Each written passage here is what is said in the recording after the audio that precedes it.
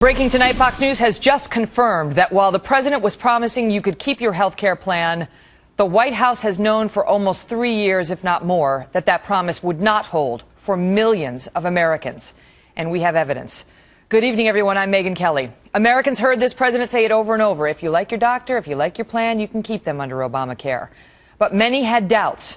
One major concern, that those buying insurance on the individual market, people who don't have employer coverage, would see their plans canceled. Why? Because those plans tend to be cheap with less benefits. And Obamacare requires insurers to beef up their coverage. That costs money. The fear was that insurers that are forced to offer more benefits would also raise rates or maybe dump the policies altogether. And that's exactly what is happening. Contrary to the president's explicit promises. Listen. Actually, any insurance that you currently have would be grandfathered in so you could keep.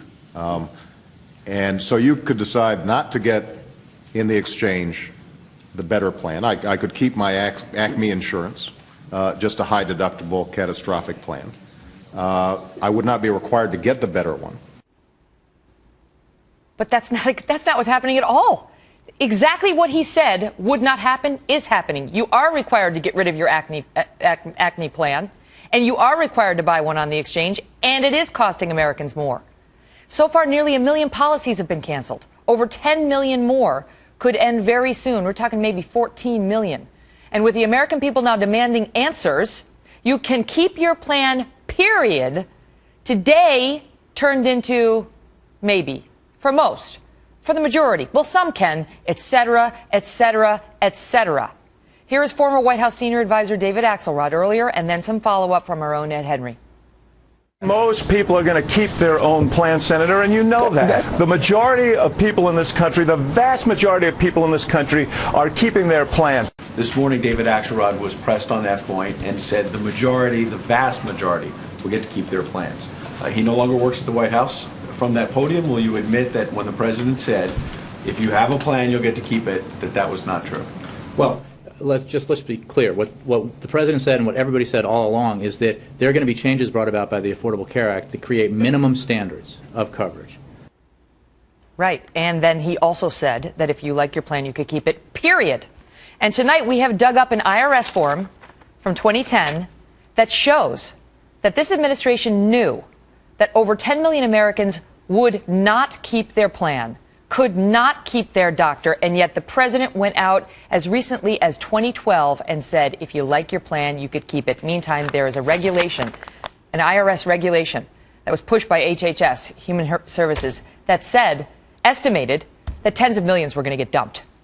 Mark Thiessen is a fellow at the American Enterprise Institute and a former speechwriter for President George W. Bush. And I mean, this is it. It is one thing to say, we think you're going to, he said they were going to get to keep their plans, period. And now this regulation shows that months after Obamacare was passed, July, it passed in March, July, or before, I should say, before, they knew. They were estimating internally in the administration 10 million people are going to lose their insurance. You've got the smoking gun right there in your hand. Look, they knew. When President Obama looked the American people in the eye and said, if you like your health insurance, you can keep your current plan, period, no matter what, that was a bald-faced lie.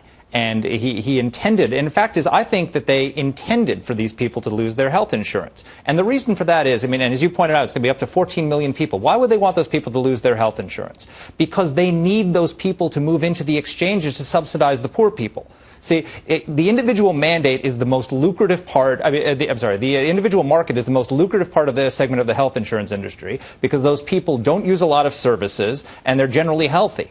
And so those are the people that they need to move into the exchanges in order to subsidize Obamacare. So while President Obama was going out there saying, you won't lose your health insurance, period, all along, they were planning for those people to lose their health insurance, 14 million of them, and move into the exchanges. So the president, as we watch this healthcare.gov website falling apart, he doesn't have to worry.